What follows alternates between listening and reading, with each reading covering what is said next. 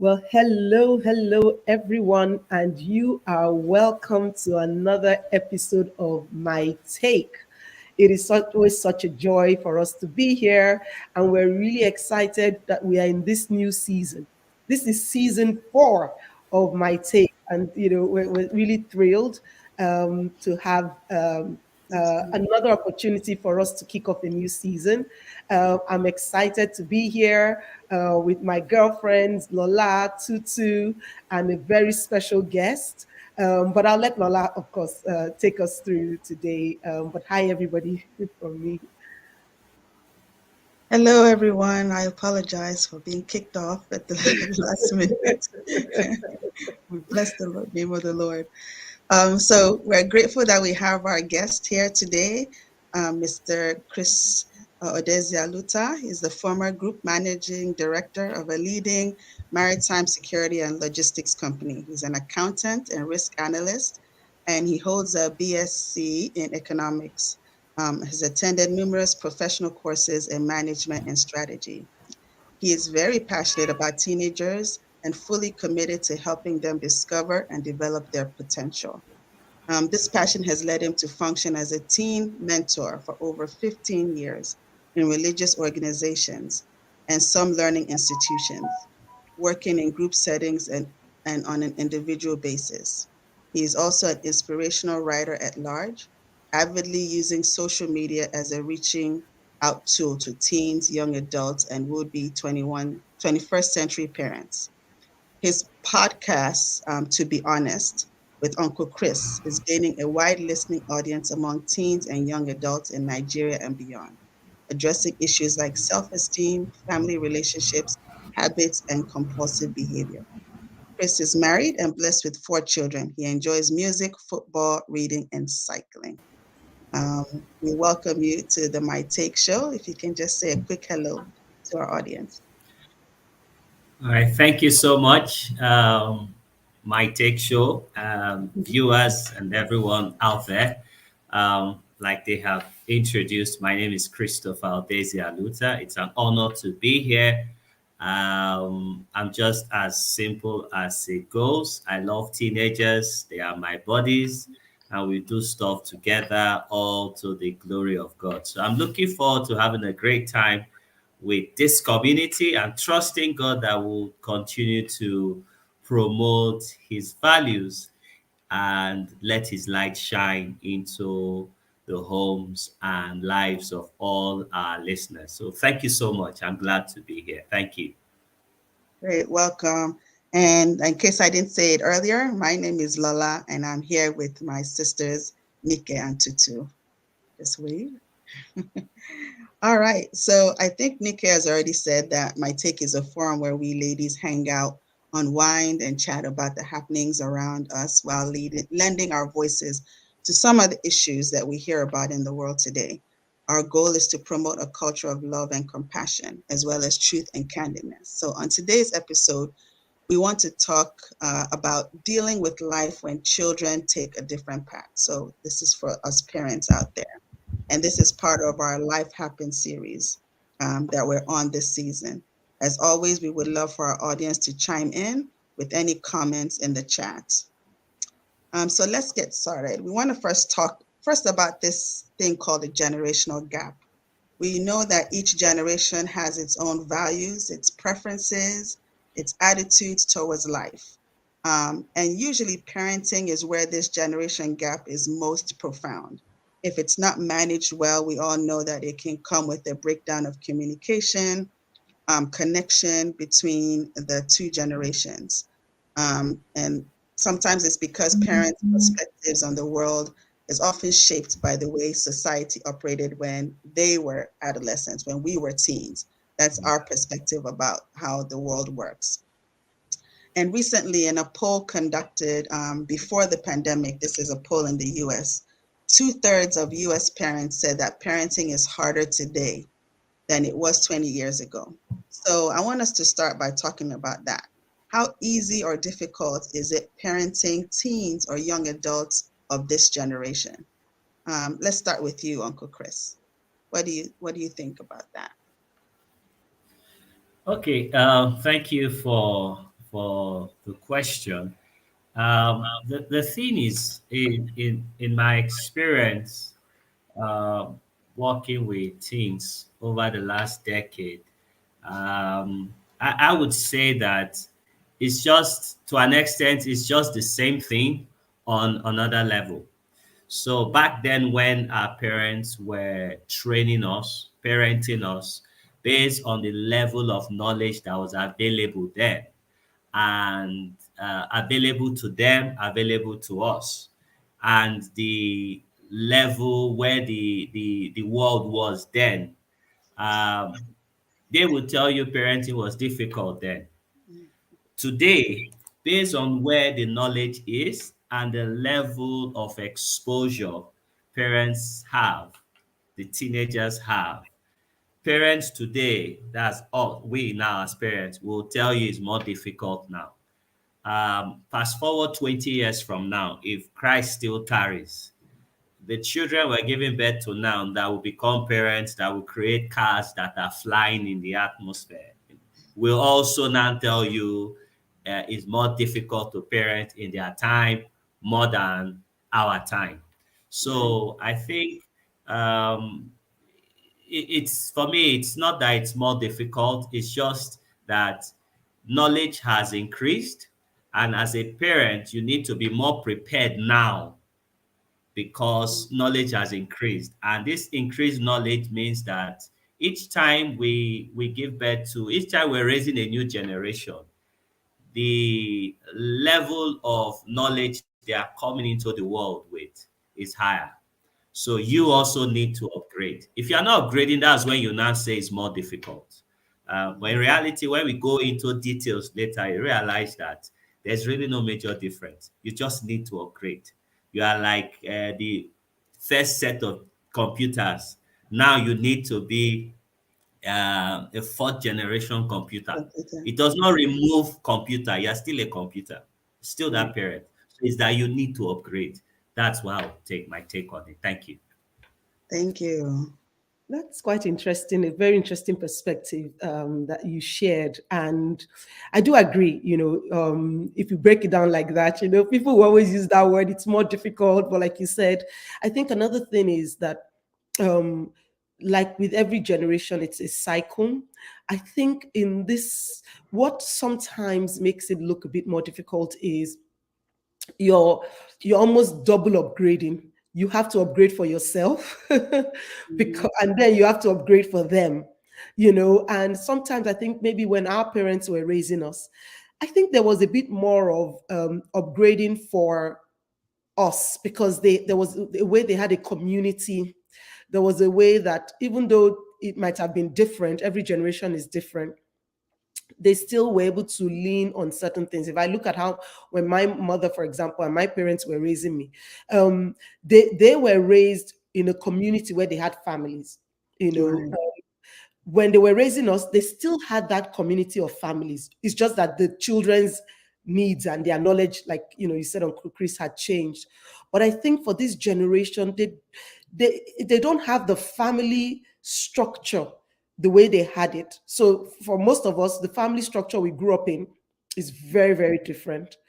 For most of us, we have so many families that have really grown up outside of their culture. So I can think back to maybe my grandparents largely lived in Nigeria, my parents largely lived in Nigeria, and then I've spent the greater half of my year outside of it. So not only did I have to live in a new culture, I'm then raising up. So to your point, that double upgrade is where sometimes the work feels a bit harder, as opposed to, okay, I have to upgrade, but I'm still in my normal country and what I'm familiar with.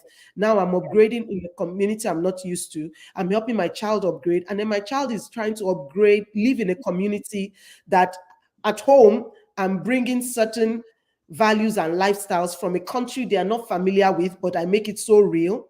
Yeah. And then they live in a country that is so real to them, but might not be as real to me, although it's where I'm used to. But I have this thing going on in my mind. So I feel it's so amazing. I love that concept of upgrade, that this upgrade and the different levels of upgrade, it can be quite interesting and a bit challenging at times. Yeah. I actually do like what both of you have said. I like that knowledge has increased, and what Nick has said about the community. I remember when we were growing up, we were raised by the community. Like, if you thought you escaped from your parents, you get to school, you meet your teachers were another community, and they had the power to discipline you. But this generation, it seems we have lost that. I mean, even as parents, I mean, most of us are not even giving the teachers, that authority to help us discipline our children. And so it's I want to say it's a bit more challenging, now to raise kids.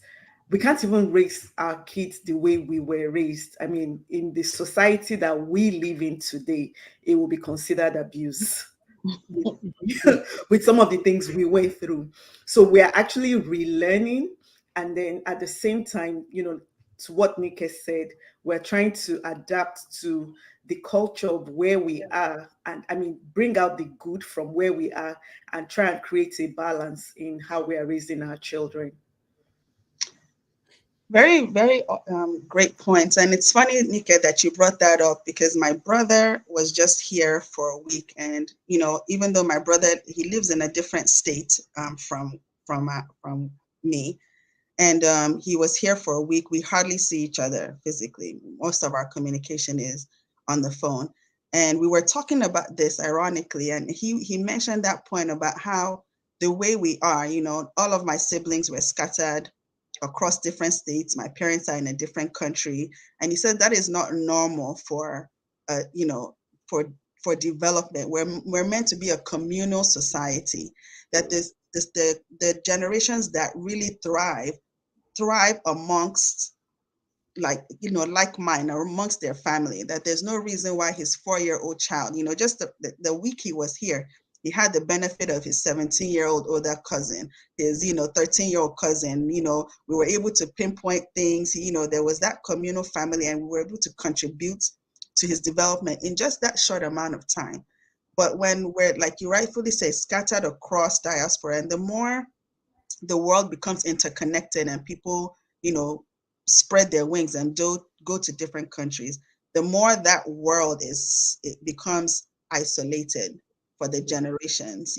When we lived in Mozambique, Mozambicans are very deliberate about staying. You find communities of the great grandmother, all the children, all the grandchildren are still within the same community, living next to each other, neighbors, those kind of things. So I think that's a very important point to raise about how that further complicates, parenting when we don't have the supports of family around to help with that development. Mm. All great points. So when we're thinking about these differences, these generational differences, and Uncle Chris talked about how this is, it's nothing new. This is something that our parents, dealt with, and the parents before them. There was always that discrepancy between, or the battle between the parents and the child, and what is allowed. I remember, like, when I was growing up, the kids that smoked cigarettes were the ones that were like the radical, bad kids. They would sneak behind the building and smoke cigarettes, and the rest of us would be like, oh, those are the bad kids. We're far from that now. What do we consider normal in development, and when should we be concerned when those differences occur? What should we be concerned about, and what is considered, though they'll grow out of it, is normal development? Mm.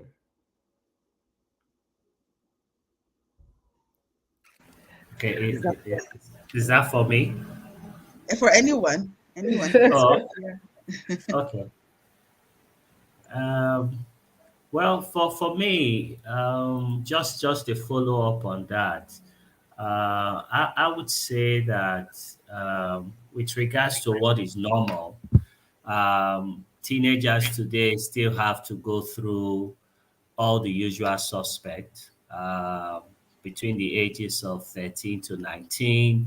You still have your hormonal change, puberty, mood swing, teen crush, identity crisis, peer pressure, self-worth, trying to discover where do I fit in, what difference am I supposed to make in this world, who am I, how do I discover myself? I'm having this feeling for this guy, or sometimes I feel like I'm attracted to same sex. You know, all those usual things that we also experience when we're teenagers. It hasn't changed. It's the same thing. It hasn't changed. Now, on the other side, what is changing today for them is, so unlike in our days when our parents introduced us to the Bible, my book of Bible story, we were presented the story of the Bible, presented a picture of a God that so loved the world and gave his only begotten Son, a God that sent Jonah to a community to go and preach. He refused to go, and a fish swallowed him. We were presented these messages in such a way that you receive the message, you take it, and you just live with it. So we didn't ask questions. That's how it was presented to us. But today you have a generation that are so empowered that they are questioning how real is the Bible. And so they are taking some of us, their parents, out of our comfort zone. For example, we watch Superbook together, myself and my little kids. They're 6 years old. And we finished watching the story of Jonah. And my little daughter, 6 years old, now asks me, Dad, if God told Noah that he should bring all the animals into the ark two by two, how did Noah bring in the whale and all the big animals in the sea? Mm. And I kept quiet for a while. And I said, because in our days when we read this same my book of Bible story, the way it was presented to us, don't ask questions, just take it, download it, that God has spoken to you, that is it. So I didn't even ask this question. And funny enough, none of my peers then even brought this question for us to even discuss it in all those our craziness of carrying the Bible and all that. We never brought up this kind of question. But here is a 6-year-old asking me this question in 2023. Why? Because suddenly we have a generation that are now so empowered that they feel it is now normal to question things. They are questioning paying of tithe.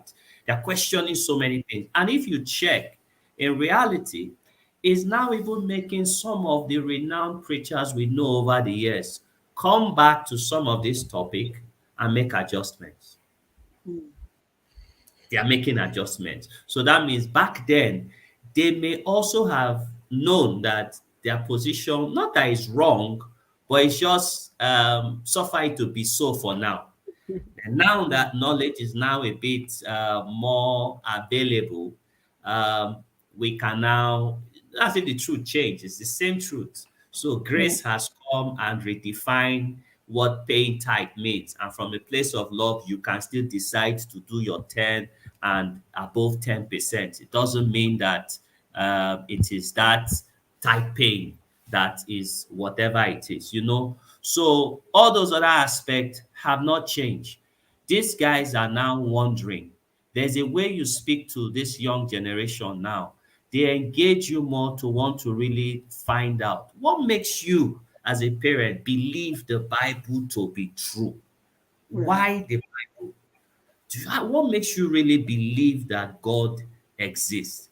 They ask these questions. And another reality is, we said earlier on, it takes a community to raise a child. Yes, but you know, those days, if you were living in a village in Epe or Lagos or somewhere, it is that community That's it. that parents you.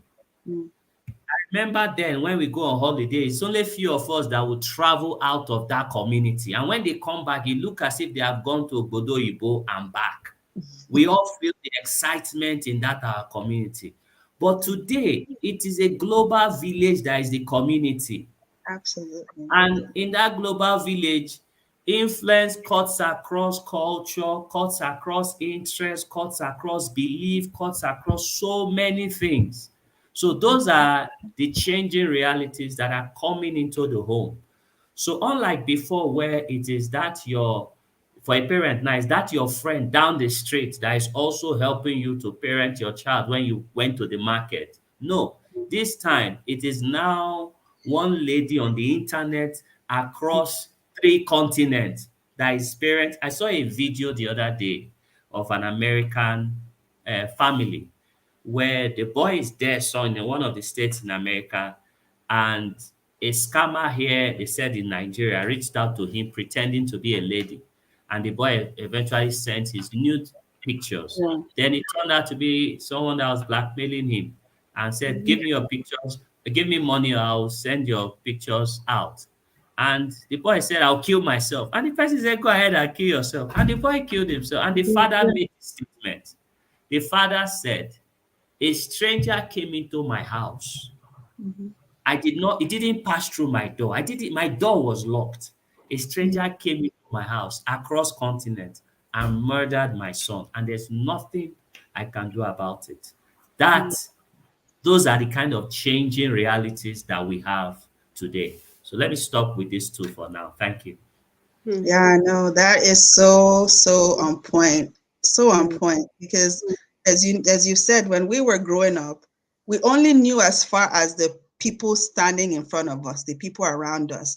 I remember then when I was in boarding school, I didn't know what was happening back at home until a letter was written and I received the letter maybe 2 weeks post the event happening, for me to know what was happening. So our reality was the people, the environment in our physical presence. But now, like you've rightfully said, there are people constantly 24 hours a day speaking to our children, speaking from their own paradigm of influence, whatever it could be. It doesn't even have to be Christian. And our kids are rapidly listening to them, all across the age groups. That is so important. So we're having co-parents. We don't even know who all our co-parents are, And I think to the second part of the way you've both laid it out is, so at what point should we be concerned? Because this, if we look at it, is dealing with when children take a different path. And the challenge is, we've talked about it from maybe the early years, especially teenage years, but we don't see the impact, we're dealing mostly with, because when they're still sometimes younger, and they're asking the questions like, Chris was talking about, you even still have the room to wiggle through. It's when you get concerned is where I think, you just notice that communication is not really as it should, or communication is mostly from your end. I know as a mom, I'm a talker, and for each of my kids, I have the one who is a talker. She can match me in talking at any point in time. I have the one who is so not a talker. And if you want to engage her, you better be lucky to catch her when she's talking, and then you can quickly engage at that point. And then you have the other one who is in between. So the point I'm trying to say is that we should be a bit concerned when we find out that we have monotonous kinds of conversations with our, older teenagers, especially when they're in high school, or because there will be, you said what's normal. I think there's a place that's normal where our kids as teenagers and young adults are trying to find themselves, but we have to balance that season of finding themselves to where it feels like when they do speak to you, you sense you're speaking in two different languages. I think as parents, at least I started to learn that sometimes it's not enough for me to try and speak more in my language. It's important for me to try and understand what they are saying. I also feel there should be a level of concern where, you see behavioral patterns that begin to change, and I mean, we're all people of faith, but irrespective of even people's faith, because I know different types of people are listening, right? When it comes to your values, you find out that they question it a lot. Like Uncle Chris said, why do I have to do that? First of all, it's a generation that questions everything right now. We have to take it. But there's a difference between questioning but there's a way they question your values, your faith, and sometimes they challenge us because they might see us not being, acting with integrity. And so I think that's where we should start getting concerned, where there is no communication, or where you notice every single time you just can't seem to hear each other. There's a possibility that their values are gradually being formed in a different way.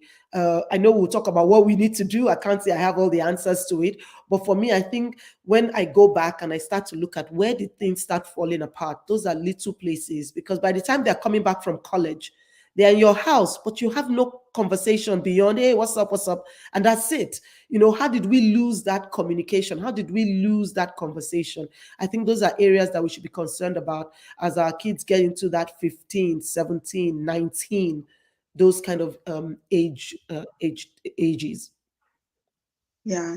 And I think it's normal, like you said, for kids to kind of, there gets to a point in development where kids value the opinions of their peers and others over their parents. I think that is normal. But when they get to the point where they don't even value what you say at all, they almost are rebellious against your point of view, then that are things of concern, because they should be able to still hear you and respond to you and take into consideration your point of view. When it gets to the point where they're really just not interested at all, Yeah, those absolutely. are times when Mm, one ought to be concerned, I would yes. say. Mm, And I think that, when we think of the different generations, I think each generation has had some like life events that happen within their time that shape the way they think, their mm, perspective in life. If we use this Gen Z as an example, and Gen Z are kind of some of our children, as the children born between 1997 and 2012 are considered Gen Z. So if we just take them as an example of some of the things that influenced who they are and how they think, you know, we know that they have lived through historically significant events, such as they came in the age of, in the aftermath of 9/11. So this generation doesn't even know what it was like to go to airports without having to take off your shoes or go through all those, extra security things. We used to be yeah, able to go right to the door, with our family members to yeah, the boarding gates with yeah, no issue, even almost enter the gate with them, yeah, before 9/11. They yeah. don't know that. They don't know a world without smartphones. This generation, they've always had, that form of communication, that technology that just keeps getting sharper and sharper. School shootings, Mhm. became commonplace during this Gen Z's upbringing, and most recently, the dealing with the COVID-19 pandemic, and that effect on them. And those are just to name the few. So all of these type of things have influenced the way they think, their sense of identity, their political leanings, the sense of what is important to them, the sense of how they perceive their place in society and their role in society. So what would you say are some of the major challenges that parents um, come across with this particular generation? For example, like Nika, when you're counseling parents and they're talking about, their children and the kind of issues they have to deal with that come up, what would you say some of those things are? That's such a, the way you framed it, even just thinking about it. I think the shocking part is, that we used to laugh about, but we don't laugh about anymore, is when we hear our kids say stuff like, I'm stressed, my mind just can't handle it. And we're like, what are you doing? What bill are you paying? You just wake up, there's food, there's drinks, there's light, you have everything. Sometimes as parents, I notice that I have been very guilty of it, of minimizing the mental challenges of growing up in their generation, because we think, man, we had it hard. We are the hustle generation. We are the generation that suffered and had to, we have all our stories of Latchkey kids, yeah. you know what I mean, of resilience, of my first job was cleaning this and the rest of it, and right now you find this difficult. And I think part of the mistakes we could make is to minimize what they've gone through. And now that you said it, Lola, is so apt, because excuse me, no matter, I didn't grow up with with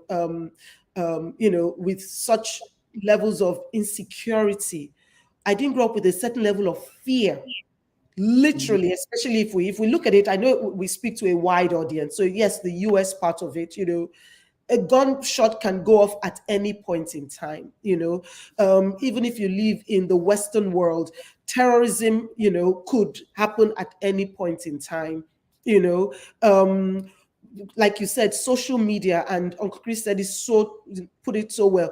Bullying is no longer just on the playground. You get home and you're like, phew, I'm at home. It's right in your bedroom. So the mental pressure that this generation has to face is part of what makes the way they see life, I think, very different. Sometimes they are looked about as if they are very laid back. They are looked about as if they want the easier things of life. But I think it's because, first, they think very differently. They don't have to think in a very complicated way. Everything is check it out, Google, and now we don't have to Google it anymore. We now chat GPT it. So the way they view life is much more laid back, and that, I think, brings issues with generations. We also have the options for how children feel they can succeed. I remember when one of my daughters was much younger, and I remember when she said, I just want to be a YouTuber when I grow up. What was that? What career path is that? What industry is that? But then when they were much younger, to them, they just saw all these things. So I think as parents, sometimes that brings conflict when we talk about what do you want to do? What do you want to be? And they have that kind of pressure. And if we don't manage it properly, again, they draw away from us. And what we think is important, urgent, your future, they don't see it that way. They see people dying at very young ages. So when we're talking about, your lifestyle 10 years from now, 20, 40 years from now, they see life as, Taking it one day at a time. Exactly. Yeah. And I think that brings another generational stress to the conversation, and a way in which they can pull away or go in a different path than we think it's important. They don't, some don't even think they want to finish school. We feel, am I going to have to support you for the rest of your life? This child is not turning out the way I thought. At your age, I was doing this. I was thinking of my first house. I was thinking of settling down. And to them, it's more pressure. So they pull away from you. You don't see them and the rest of it. So I think these are challenges that, the different generations and perspectives that we have at times can lead to misunderstandings, and our young adults, our teenagers, going a completely different path to life because of what their reality is. Yeah. And, Tutu, I know that you have is he 30, 20, in his late 20s, 30, and then you have teenagers. And so what was it like, or what do you say the difference is how it was raising your first child? And how easy or hard it was then compared to your 17-year-old, for instance, now, and how easy or hard is it then? What would you say the difference you're experiencing in when you're raising both sons? Yeah, thanks for that. He's 30, and honestly, it's like light and day for me. So because, like with the first child, I mean, I'm also the first child of my parents. So I think with first kids, it's so different. I mean, you have their first, the first child is your guinea pig. You don't even know, you're testing all your parenting skills, everything you think you know about parenting, you are pouring it into that child. So, I mean, we tried everything. One thing I noticed is he was even more conforming. I mean, I just tell him, even though he'll push back on some things, But for the most part, he'll come back and do just what you've said. I mean, his career, everything was already planned, laid out. And, even though we struggled a bit, but eventually he conformed to everything. He saw the big picture of what we were trying to do, and that continued. And then he finished college. Now, fast forward to his brother. We just went through the college process, and it was a challenge. Like, I had to, at some point, hire a college consultant, something I didn't have to do with his brother, because with him, I did everything, the whole process with him. But with my second son, he questioned everything. Like, why do I have to do this? And then we now found out that everything I say, the college consultant was saying exactly the same thing. And then he would come back and say, oh, Miss So and so said this. And I'm looking at him like, oh, so we had to spend all that money for you to accept that this is, So I think he hears things differently, from what I say. So even his brother, whenever his brother comes home, his brother is always chastising us, my husband and I, like, you guys are so slack with these children. Like, you let them run you. So he can even see the difference in how we've raised them. And it's interesting that his siblings are actually more afraid of him. So even though they are so close to one another, but he doesn't have to tell them things twice, like the way I would say, repeat myself. He doesn't do that. He just says it once and they do what he says. So we're already seeing that, generational gap, even with the way, we're raising our children. Mm-hmm. That is so interesting. I wonder if he says it in a different way than you say it, or if it's just that because they feel closer in age to him than to you, they place more value in what he says, even if it's the same thing that you said. I think both. And of course, there's also the Niger parenting part that I grew up with, that we think when we raise our voice, it helps the children, it makes our points quicker. And then, well, of course, my children, they always tell me, you don't have to raise your voice. I can hear you. Mm-hmm. So I think maybe that too. Yeah, the fact that they can even say that to us.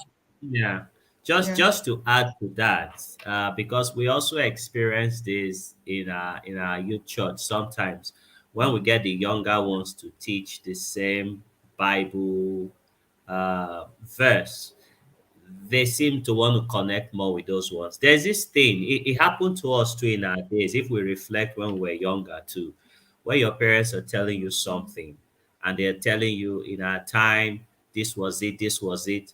That statement just makes you, in a way, disconnect from whatever they want to tell you because you are looking at them with your time was 20 years ago. This is our time. You should see my perspective.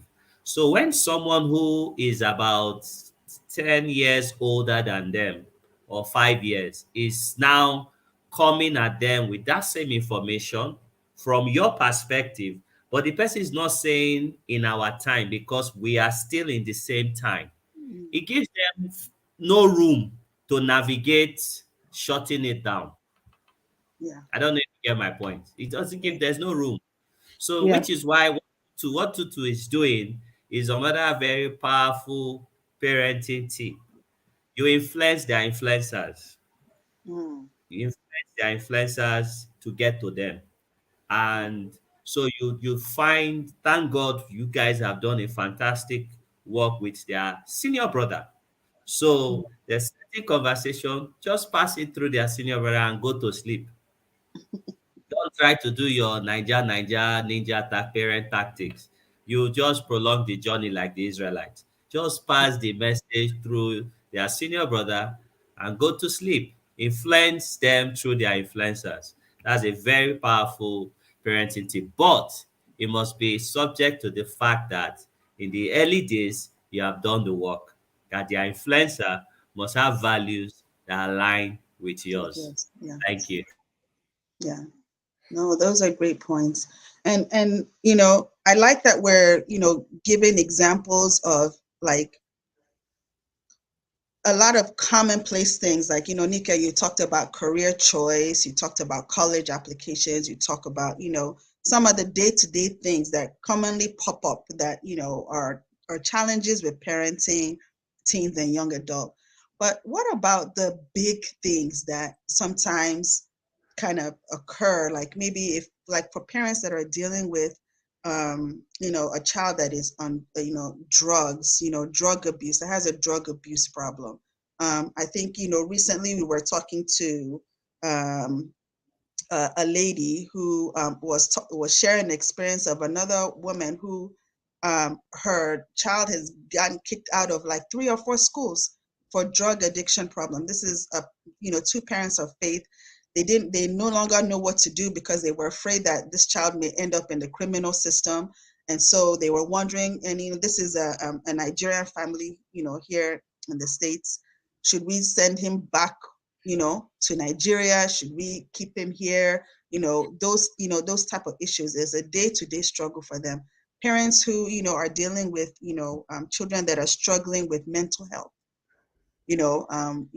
bipolar disorder or any of these, like health issues, or even physical health issues, major issues that, parents might be struggling with, and they've prayed, they've fasted, they've talked to other things. And we find out that a lot of times, and this is, I feel like it's common, especially among, well, Christian, parents, that when they are going through these things with their kids, they become more isolated. They isolate themselves more. They don't share these struggles with other parents. They don't share it with the community that is around them. It's almost like a shameful thing that they have to, cover up and keep up. And at a time where they should reach out more to get help and support, for this thing, it's more where they're like, let me cover myself, in shame. So they're dealing with the, alternative, lifestyle choices, things that they may not be familiar with, growing up. I remember when my older sister, when she first moved to the States, and, her and I were having a conversation about, dreads. And she was like, no, there's no way that someone with dreads can preach to me in church. They are, people with dreads, they worship idols. Forget people with tattoo and everything. And God so dealt with her that she ended up going to a church where the pastor had dreads and, tattoo, and wore jeans to the pulpit and preached. And she, now she's just like, I didn't know, now I know that, that has nothing to do, but just thinking about, again, going back to how mindset of parents and what they consider to be good or bad, and having to, and that influencing how they deal with children that are struggling, how they approach it. So what, how do you, what would you say to a parent that is navigating, dealing with a child struggling with these type of issues, if you were to come across, something like that, Nika, in your counseling, or Uncle Chris in your counseling? Yeah. And thank you very much. I think it's so interesting, and this is such a very sensitive area for all of us. And I think Lola said something that I would say is one of the first things I would like to first of all try and tell any parent: separate yourself from your child. You are not your child.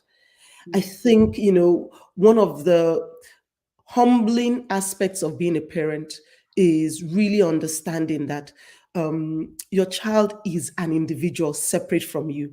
And it's only by the grace of God that we can work through it. And this is where I feel that humility of depending on God is so important. Or, if you're a person of faith, because you are entrusted with a child from where they are young.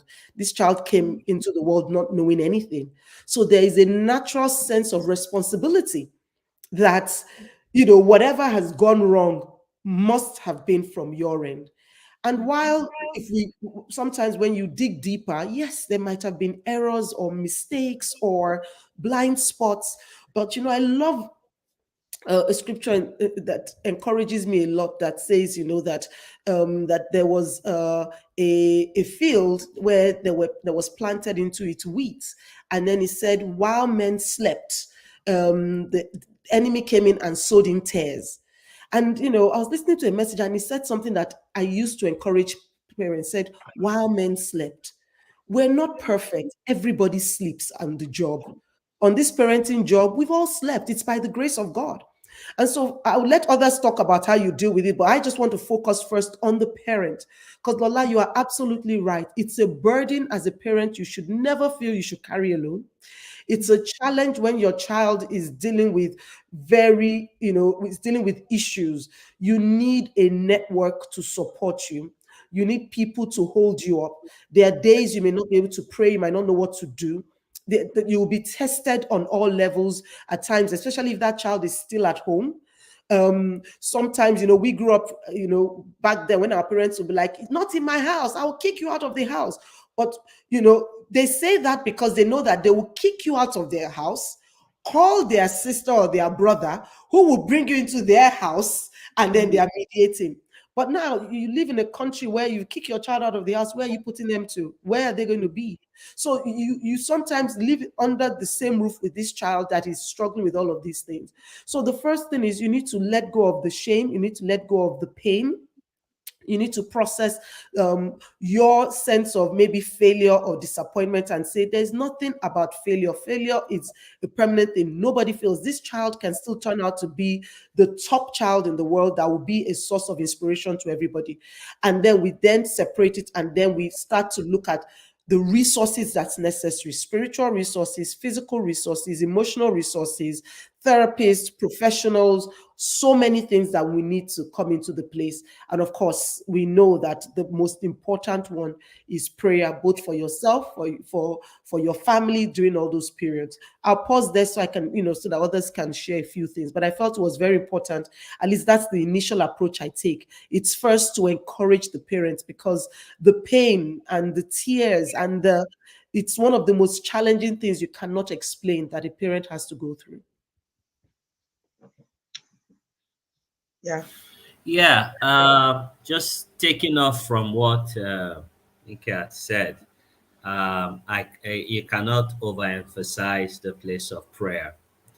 And I know that, especially for Nigerians living abroad, I mean, I remember when I visited a family a few years ago in Florida. The guy was explaining to me, I mean, a Christian guy, and he was saying, Chris, most of the things you guys pray about back home in Nigeria, government has provided it for us here. So our prayer point on our list here is not as much as you guys have to pray in Nigeria. So what it means is, except you have this personal conviction that is very hot about the existence of God, you would unconsciously go slow in the area of prayer.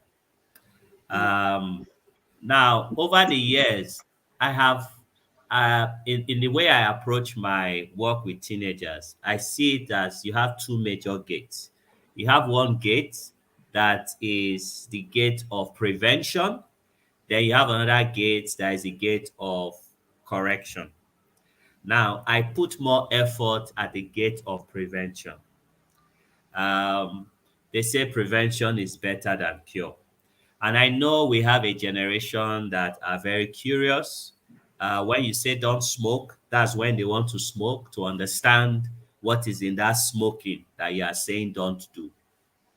So, but at the same time, you have cases where people eventually are exposed, and you now need to come up with corrective measures.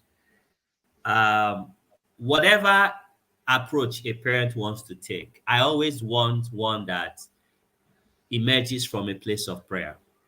Because, like Nika said earlier on, it's very important. If we go into scriptures, and permit me to use scriptures here now, in Hebrews 11, the whole chapter took time to define and explain what faith is. And as he was explaining what faith is, he now talked about, verse 5 talked about a man called Enoch that didn't die because of his lifestyle, for it was accounted that he walked with God. And he now went on to verse 6 that says, "For without faith, it is impossible. It is impossible. For without faith, it is impossible to please God. Whoever is coming to God must first believe God exists." So, whatever challenge a parent is going through, this is where I started from. Because if you go to the book of Judges and Matthew, Luke, and John, during the information that came to announce the arrival of Jesus. In Judges 13, an angel appeared to Samson's parents and told them, "You're going to have this child. These are all the things he's going to do." What it tells me is, for every parent, each time God blesses you with a child, he flashes to you what he wants to achieve with that child. So if somewhere along the line things are deviating, I'm not focusing on whose fault. My focus is you need to go back in the place of faith, not religious activities now. You need to go back to that same God in the place of faith and stay there. And in that place, he will give guidance. If we need to see a therapist, he will guide you to which particular therapist to see. Because sometimes some therapists, instead of solving the problem, they complicate it. So he will need to guide you. And even if, for example, the steps involved needs you to bring them back home to where? These are, that's why I'm starting from the place of prayer, because that place gives divine inspiration. And that word divine inspiration, you can unpack it into different various channels in such a way that it brings different kind of solutions. So I'm starting first from the spiritual. Now, the other thing that I see needs to happen, like two of you rightly said, is don't run away from the community. Don't do that, because the devil always likes to isolate. I listened to a young man that is doing a fantastic work now in Nigeria.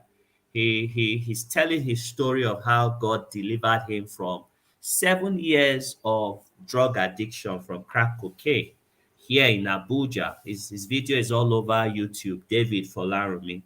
And one of the things he said in those early days when he was struggling, he went back home to tell his parents this is what he's dealing with. Somehow they didn't interpret it, but at the same time, it wasn't something they were proud of. So it wasn't something they really wanted to be out there. Mm. And yes, I understand that, but you never can tell. There's someone listening to this program now, and they are dealing with something that they are hiding. Unknown to you, you're already connected with a community of one person that has access to a solution provider for whatever you are dealing with. So it's important that from the place of prayer, you need to understand, in that same Hebrews chapter 11, verse 23, it says, "And Moses' parents, when they gave birth to him, they looked at him, and the Pharaoh then had given instruction, every male child of the Israelite must be killed." These parents, Moses' parents, were slaves. I know slave mentality. You are subject to the king. The king issued a decree. That is law. But the parents suddenly had confidence. They said they looked at this child and saw that this one is too beautiful to be killed. There's something about this child. There was a mirror that God showed them about this particular child that made them, which is my third point. You push, you push, you push, you pray until something happens. You don't stop. You don't stop. I watched this program online, Intervention, where a community of people come around to help drug addicts, help alcoholics, and all that. And I see the parents. This David Folarumi said his mother never gave up on him. He will steal the mother's money. She will come to the drug bunk They will rob her, they will steal from her. The woman will come again, physically in the place of prayer. Physically, she kept pushing. You will see her cry like she's not coming again. The next day, she will come again. You push, you pray until something happens. But remember, like Nika said, you don't own this child. God gave this child to you. Don't Yes. be going there crying and beating yourself up. No, you go there with a mind so that you can hear very well. You know, somebody that is crying very loud, when they are giving instruction, you won't hear. Mhm. You won't hear. So you go there to with a heart open, knowing that that vision he gave you from beginning, when the time come, because when Moses now became an adult, even Moses too now rejected being called an Egyptian. Right. So that's what I would say. It's not going to be as easy as we're saying it, which is why you stay in that place of faith. There's a place of faith that you need to stay in when you're Yeah. dealing with things like this. You don't leave that place, you stay there and find as many as you can to support you in staying there. Where until that thing has happened, we will not leave that space of faith. That's what I'll say for now. Thank you. I love that. I love that. I mean, I think prayer really is the key. And, we've all said a lot today. We've given different scenarios. We've started from the beginning as to why some of these differences occur. We've talked about what it can lead to, a breakdown in communication and breakdown in connection. And in some cases, it can even lead to complete disconnection between a parent and a child. And when those things happen, when you get to the point where your child maybe turns completely away from faith, apostle John confesses in 3 John 4 that there's no greater joy than to hear that his children are walking in truth. We all want our children to walk in truth. We all want them to raise children that end up in the kingdom of God. And one thing I always say to my kids is that I'm doing my own assignment. God told me to train you in the way you should go. My assignment is to train you to the best of my ability with with God to train you. The rest is up to you. Each of us have our own purpose on this earth. God has a purpose and direction for us. And ultimately, we are all his children. So I'll do my part, then you do your part. I don't know what your path may look like. Some people may be a straight line. Some people may be wavy, squiggly. Some people may be catapult where they go all the way back and shoot all the way forward past all the people that were, we don't know the path. And so I love what you've said that, community, prayer, those two things are so important. So I know we just have a couple of minutes left. I just wanted to, for the parents listening out there that may be struggling with this, maybe trying to figure out, is it me? Is it not me? Is there something I should have been doing differently? Is there something that I should be doing differently? And they're struggling with this, and they, want to know what should we be doing as a person of faith, how best to deal with this. We just take like 30 seconds each to just summarize kind of like that advice we have for parents. I want to start with you, Tutu, and go to Sure. Nikki and end with Thank you. I mean, one thing I would advise, and this is based on the lesson from the prodigal son. One thing we'll notice about his father is the love his father has for him. His father loved him, but at some point, his father made a tough decision. When the boy said he wanted to leave home, his father allowed him leave home. And but his father did not just leave him. His father kept loving him, because when the boy came back home, the Bible says from afar his father saw him. So that tells me that even though he left home, his father was still aware of where his son was, what his son was doing. His father was still loving him. So I would just encourage parents that, never stop loving your children, continue to love them. When you need to show tough love, show tough love to them, but still continue to love your child. And like everybody said about, providing resources, getting help, great. But when all of that fails and the child still wants to leave, please let them do, but continue to love them and continue to pray. Thank you, Tutu. Nike. And I was just going to add, I think the perspective I wanted to bring is where you have multiple children in the home. Sometimes when you are struggling with a particular child that's going through a different path, it could be the first. Sometimes it's the first that, brings the shaking. Sometimes it's, a child in a different line. There's a way in which, as parents, we must be careful that one, we don't let it overwhelm the entire family, because we can focus so much on that one child that is taking a different path, drops out of school, um, has a child outside of wedlock, and doesn't want to return back, or even in some cases makes decisions around their sexuality and who they want to be with, things that are so complicated, and the fact that you're dealing with things that makes you feel embarrassed and the rest of it actually gets you off your center. You need to stay focused on what you know, what you believe that is right, so that you can create stability for the other children in the family.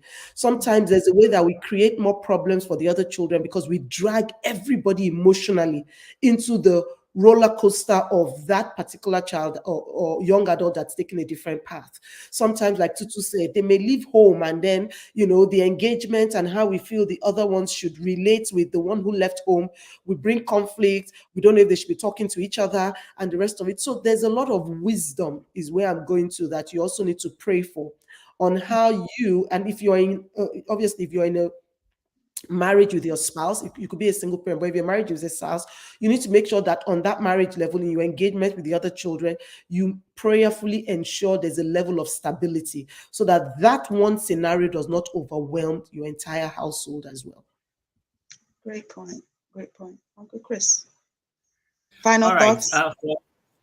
For me, what I'll just say to parents out there is, please, also take time out to seek counsel, because sometimes we overflog ourselves. Everything is in your head. You have given it so much thought, and you are crossing lines, creating things that may not necessarily be existing. So you need to also seek wise counsel from older parents. Just that shift in perspective. Sometimes what you think is a major problem and is causing something, if you just discuss it with someone else, you'll be so amazed. By the time they give you a feedback of the perspective, it could just heal you without you even lifting a finger. Then also you need to try and support your teenagers to create the right community.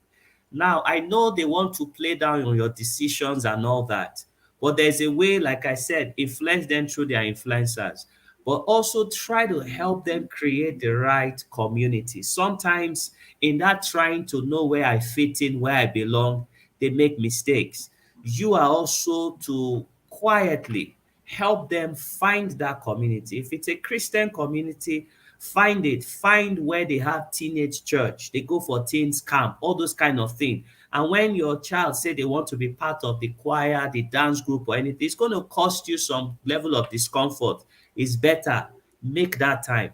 Be in it. Show up. Take them there. Help them to be able to go there. Help them to just so that they put that energy somewhere. If you don't create outlet for that energy to have expression, the world will create one, and the world is very good at creating one, and they create their own with an ulterior motive from beginning.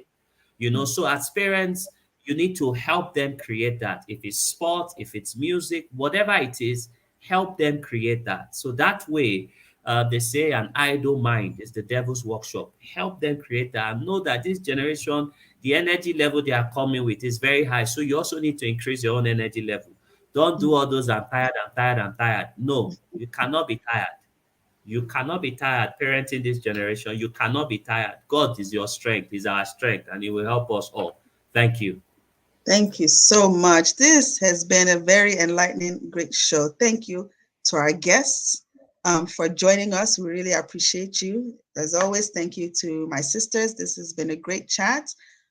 We're looking forward to our next episode of My Take Chat, where we'll be continuing this discussion with our teens and young adults. We want to hear what they have to say about all of this.